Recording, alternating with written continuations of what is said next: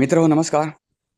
Cockroach जनता पार्टीने दिल्लीतील जंतर मंतरवर आंदोलन केल्यानंतर जसं आंदोलनाच्या यशस्वीतेवर शिक्कामोर्तब केलं जातं, तसंच आंदोलनामध्ये काही गंभीर त्रुटी, काही गंभीर चुका झाल्या, काही गोष्टीत आंदोलन हाताबाहेर गेलं आणि त्यातील फेल्युअर सुद्धा चर्चेचा मुद्दा ठरलाय. आपण आंदोलन ज्यावेळी यशस्वी झालं त्यावेळी व्हिडिओ बनवलाच होता. या आंदोलनामध्ये काही ज्या त्रुटी राहिल्या, चुका झाल्या आणि महत्त्वाचं म्हणजे या आंदोलनाचं फेल्युअर काय झालं, त्या गोष्टींवर आपण आज चर्चा करणार आहोत. महत्त्वाचं म्हणजे आंदोलनामध्ये असलेले सगळे लोक हे नीटचे परीक्षार्थी नव्हते. बहुतांशी लोक हे नीटच्या पलीकडचे होते. या संपूर्ण मुद्द्यांवर आज चर्चा करणार आहोत. महत्त्वाचं म्हणजे आंदोलनामध्ये असलेले लोकांपैकी किती लोक गुंड, दरोडेखोर, बलात्कारी, खुनी असे होते, त्याची आकडेवारी उपलब्ध झाली. मित्रांनो, त्या विषयावर पण आपण चर्चा करणार आहोत. आणि महत्त्वाचं म्हणजे काही पत्रकार आज असं म्हणतायत की आंदोलनाला एवढं मोठं यश मिळालं. मित्रांनो, यश मिळणं आणि याच्यामध्ये यश मिळण्यामागची कारणं काय होती, या गोष्टीवर आपण सुद्धा आज बोलणार आहोत. तर व्हिडिओ कुठेही स्किप न करता शेवटपर्यंत पाहायला विसरू नका. मित्र नमस्कार. तुम्ही पाहताय विचारमोदी. ज्यांना व्हिडिओ खाली घाणेरड्या कॉमेंट्स करायची सवय आहे, त्यांना मी व्हिडिओ सुरुवातीलाच सांगतो की ज्यावेळी आंदोलन सुरू होतं आणि आंदोलन यशस्वी झालं, त्यावेळी या आंदोलनाच्या बाजूनं सुद्धा मी व्हिडिओ बनवलेले आहेत. त्याने ते पाहावे आणि नंतर मग हा व्हिडिओ पाहून त्याच्या खाली कॉमेंट्स करावेत, अशी त्यांना विनंती आहे. तर व्हिडिओला मित्रांनो सुरुवात करूया. मित्र, हे आंदोलन यशस्वी झाल्याचं एकीकडे म्हटलं जातं, तसं दुसरीकडे या आंदोलनामागे काही समाजकंटक घुसले असल्याचं म्हटलं जातं. या समाजकंटकांची धरपकड आता दिल्ली पोलिसांनी सुरू केली. दिल्ली पोलिसांनी, महत्त्वाचं म्हणजे इतर सगळ्या राज्यांमध्ये ही धरपकड सुरू आहे. मित्रांनो, आता हे म्हणताना आपण दिल्ली पोलिसांनी या आंदोलनकर्त्यांच्या हाताचे ठसे ज्या ठिकाणी मिळाले त्या ठिकाणी ते हाताचे ठसे घेतले, हाताचे ठसाचे नमुने घेतले आणि ते मॅच केल्यानंतर त्यांचा आधार क्रमांक मिळून गेला. आधार क्रमांकावर नाव मिळून गेलं, पत्ता मिळून गेला. अशा तऱ्हेनं या आंदोलनकर्त्यांची धरपकड सुरू आहे. मित्रांनो, दिल्ली पोलिसांनी जाहीर केलेल्या आकडेवारीनुसार आत्तापर्यंत या आंदोलनामध्ये सामील झालेल्या जवळपास 2873 जणांची पडताळणी करण्यात आली. आता या 2873 मध्ये कोण कोण होते बघा. तर या मागे तुम्हाला जे सांगितलं की 2873 व्यक्तींची पडताळणी करण्यात आली, ती व्यक्तींची पडताळणी ही CCTVच्या आधारे आणि चेहरा ओळख प्रणालीद्वारे ही करण्यात आली. काहींचे हाताचे ठसे मिळाले वेगवेगळ्या ठिकाणी, पोलीस व्हॅनवर असतील किंवा आणि कोणत्या गाड्यांवर असतील, ते हाताचे ठसे संकलित करण्यात आले आणि त्याच्यानुसार आधार कार्डला तुम्हाला माहिती असेल आपल्या हाताचे अंगठ्याचे ठसे असतात घेतलेले, त्यानुसार त्यांची ओळख पटली आणि त्यांचं नाव पत्ता पोलिसांना समजू शकला. तर या 2873 पैकी 989 जणांचे गुन्हेगारी रेकॉर्ड असल्याचं पुढे आलंय. दिल्ली पोलिसांनी ही गोष्ट इन्व्हेस्टिगेट केली आणि त्यानुसार त्यांनी एक आकडेवारी जाहीर केली. त्यामध्ये खुनाचे गुन्हे दाखल असलेले 101 लोक, खुनाचा प्रयत्न करणं म्हणजे हाफ मर्डर असे 62 लोक होते. दरोडा लूटमार करणारे 284 लोक होते याच्यामध्ये होते. शस्त्र कायद्याचं उल्लंघन करणारे 229, चोरी करणारे म्हणजे एखाद्याच्या हातातून मुद्देमाल हिसकावून घेऊन चोरी करणारे 135 लोक होते. अंमली पदार्थाचा पुरवठा करण्याप्रकरणी आरोप असलेले 67 लोक होते. बलात्काराचा आरोप असलेले 61 लोक होते. महिलांवरील अत्याचाराचा आरोप असलेले 25 जण होते. अपहरण प्रकरणात आरोपी असलेले 19 होते. तर पॉक्सो अंतर्गत म्हणजे अल्पवयीन मुलीवर अत्याचार प्रकरणात आरोप असलेले 6 जण याच्यामध्ये सामील होते. अजूनही इन्व्हेस्टिगेशन हे सुरू आहे. त्यामुळे हे इन्व्हेस्टिगेशन फायनल नाही आहे. याची आकडेवारी अजूनही वाढू शकते. ते हळूहळू पुढे येईलच मित्रांनो. तर मित्रांनो, हा व्हिडिओ याच्यासाठी बनवतोय की कुठली व्हिडिओची दुसरी बाजू म्हणजे एखाद्या गोष्टीची दुसरी बाजू सुद्धा आली पाहिजे, त्याच्यासाठी हा व्हिडिओ बनवतोय. तर हे दिल्ली पोलिसांचं इन्व्हेस्टिगेशन अजूनही चालू आहे. त्याच्यात आकडेवारी ती पुढची वाढू शकते. पण मित्रांनो, आता महत्वाचं, अनेक लोक असं म्हणतात की हे आंदोलन खूप मोठ्या प्रमाणावर यशस्वी झालं. आता यशस्वी झालं म्हणजे काय? तर मी असं म्हणेन, धर्मेंद्र प्रधान यांच्या राजीनाम्याने आंदोलन यशस्वी झालं असं म्हणता येणार नाही. ती मागणी तुमची पूर्ण झाली, आंदोलन यशस्वी झालं. म्हणजे आंदोलनाचा मूळ हेतू काय होता? तर भविष्यात अशा घटना घडू नयेत, हा आंदोलनाचा हेतू होता आणि तो असायला पाहिजे. कारण धर्मेंद्र प्रधान आणि सीजेपीचं काय वाकडं नव्हतं. त्यामुळे धर्मेंद्र प्रधानांचा राजीनामा मागण्यामागे सीजेपीचा हाच हेतू असू शकतो की भविष्यात असे पेपरफुटी असता कामा नये. आणि तो जर असेल तर ज्यावेळी पुढच्या पेपरफुटी टळतील ना, त्यावेळी ते आंदोलन यशस्वी झालं असं म्हणता येईल. दुसरी गोष्ट, या आंदोलनाला लाखोंचा मिळालेला प्रतिसाद. मित्रांनो, या आंदोलनामध्ये जी तरुणाई होती त्याला जेनझेड असं म्हणतात. आता हे जेनझेड जे आहे ते म्हणजे काय आहे? तर सोशल मीडियाशी संबंधित असलेली पिढी. आज सोशल मीडियावर काही टाकावं, काही टाका, त्याच्या खाली रिकामटेकड्या मंडळींची काय कमी नाही. रिकामटेकड्या मंडळींनी कॉमेंट्स करणं, कोणतीही बाजू टाका, खरी टाका एखाद्याची की खोटी टाका, त्याच्या खाली त्या संबंधितांचे जे भक्त असतील ते कॉमेंट्स करतातच.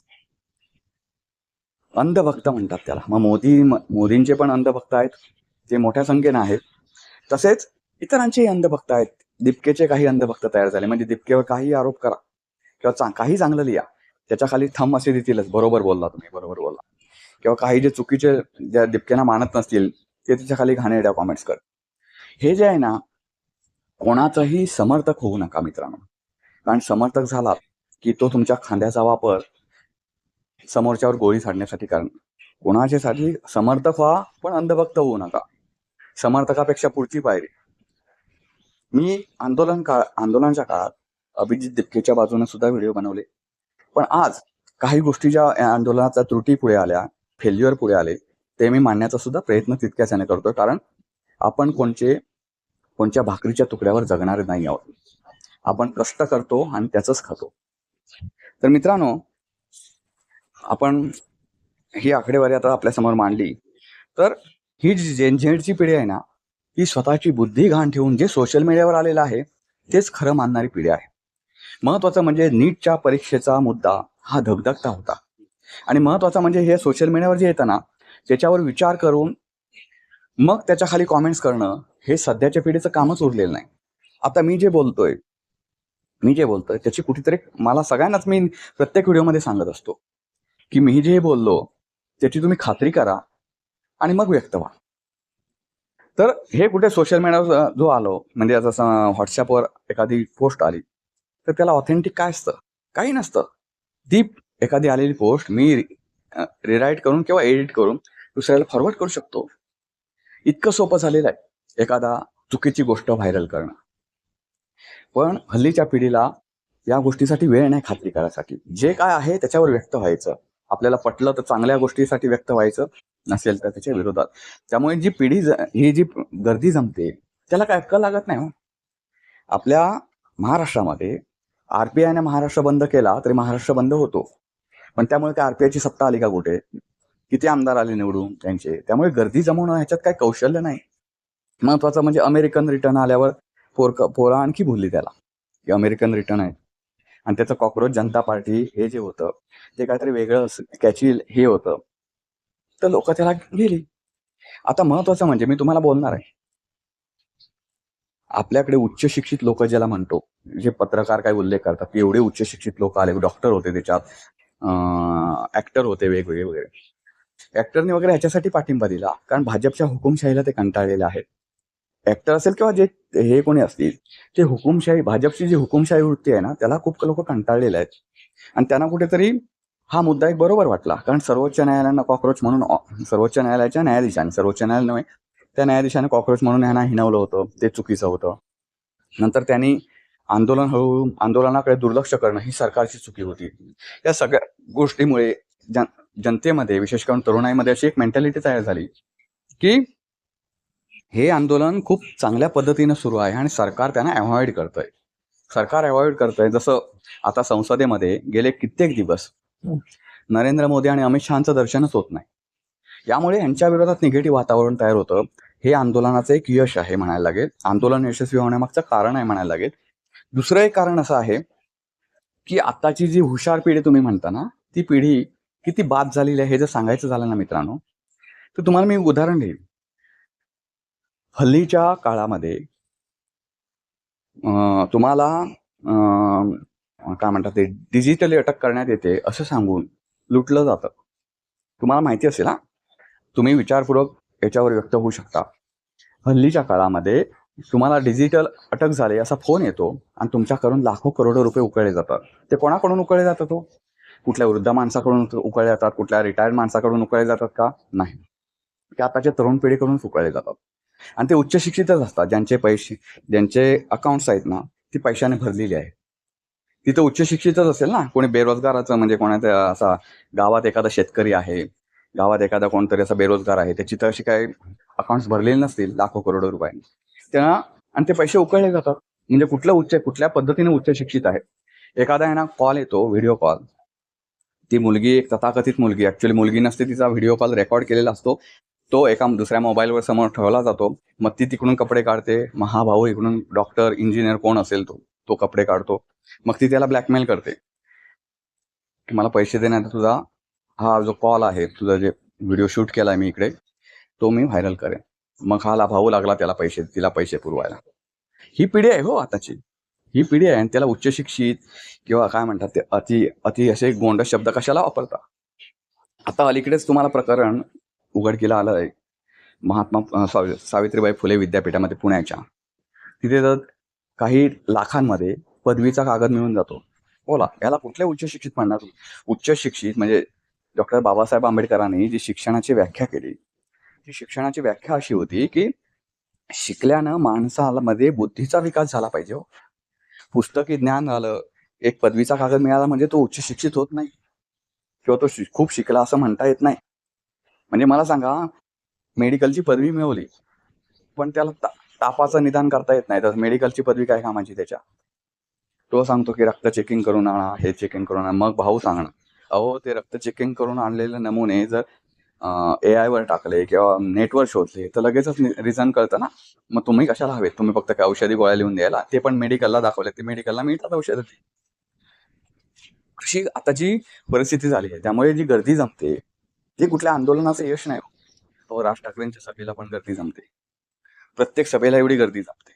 मग ते काय राज ठाकरेंचं यश आहे म्हणायला लागेल? राज ठाकरेंचं ऐकायला आवडतं, एवढंच आहे त्याच्यामागे. उलट भाजपच्या कुठल्या आंदोलनाला नव्हे, कुठल्या सभेला तर गर्दी जमत नाही. सभेला गर्दी जमत नाही. त्यांना बाहेर पैसे देऊन माणसं आणायला लागतात, गाड्या सोडून माणसं आणायला लागतात. त्यांच्या ह्याला गर्दी जमत नाही, पण यांच्या ह्याला गर्दी जमते. म्हणजे काय यश नाही. मी तुम्हाला काय म्हटलं मग, अशी उदाहरणं दिली. यश हे आंदोलनाला एवढी गर्दी का जमली? तर आपल्या देशामध्ये रिकामटेकड्या लोकांची काही कमी नाही, ही पहिली गोष्ट. म्हणजे जिथे गर्दी जमते ना, एखाद्या ठिकाणी गर्दी जमलेली दिसली तर बुद्धी गहाण ठेवून तिथे गर्दीत सामील व्हायला आणखी 4 लोक येतात.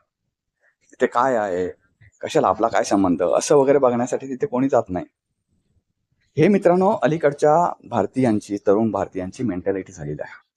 कारण तुम्ही या गर्दीतील लोकांचे शब्द जर ऐकलेत ना, म्हणजे मुलींचे, ज्या मुलींचा डोक्यावरचा पदर जो आहे तो कधीच धळला नव्हता, त्या मुली पंतप्रधानाबद्दल असं बोलतात.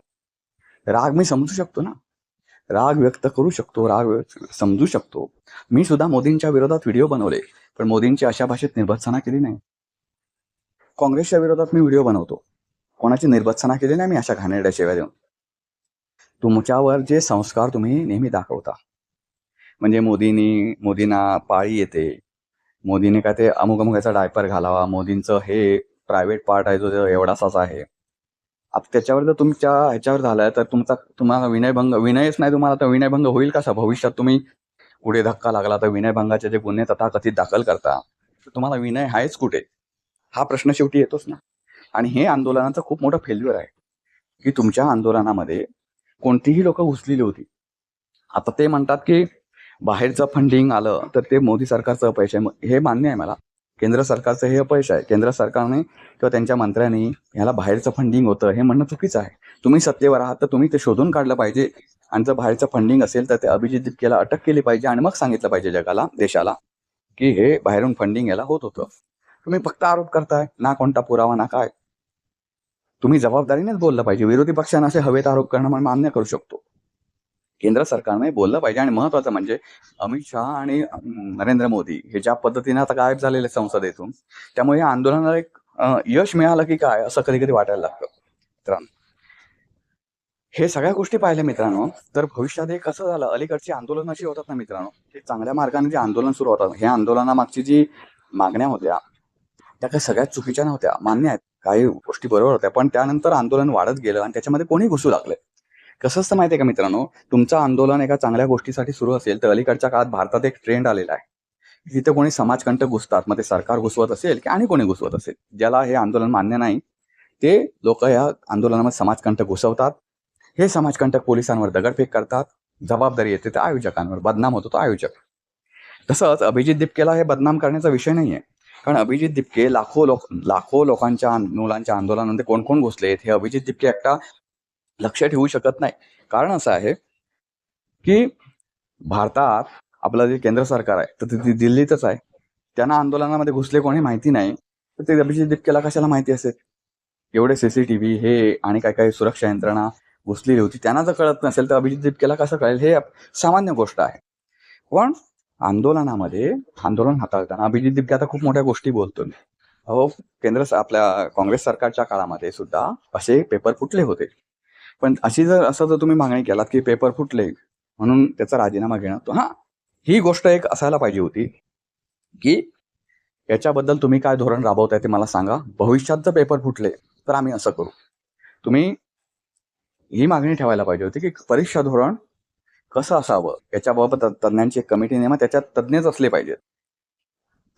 पाहिजेत त्याच्यातले, आणि त्यांची कमिटी नेमा, त्यांचा एक अहवाल मागवा आणि पुढच्या इतक्या दिवसात ते परीक्षा धोरण तयार केलं पाहिजे, जेणेकरून पेपर फुटणार नाही. आणि ते सुद्धा 4-5 वर्षांनी अपडेट केलं पाहिजे मित्रांनो. परीक्षा धोरण 50-50 वर्ष जुनं जर असेल तर त्याच्याबाबत जे समाजकंटक असतात, जे शिकले सवरलेले समाजकंटक, ते त्याच्यावर तोडगा काढतात काहीतरी आणि ते परीक्षा धोरण काही दिवसांनी कालबाह्य होतं. ते अपडेट सुद्धा झालं पाहिजे. ही त्यावेळी अस्तित्वात असलेल्या सरकारची ती जबाबदारी राहील. अशा कुठल्या तरी मागण्या असतात तर हे आंदोलन यशस्वी पातळीवर झालं असतं समजा. आता जे नवीन शिक्षण मंत्री आले त्यांच्या काळात काय हे होणार नाही, किंवा हे मोदी सरकार पडलं, दुसरं सरकार आलं तर त्यांच्या काळात हे पेपर फुटी काय होणार नाही असं थोडीच आहे. तर हे कुठल्या तरी मागण्या अवास्तव होत्या असं या आंदोलनामध्ये म्हणावं लागेल. मित्रांनो, याबद्दल तुमची मतं काय ते नक्की कळवा. व्हिडिओ आवडला तर लाईक करा, शेअर करा, चॅनलला सबस्क्राईब करा विसरू नका.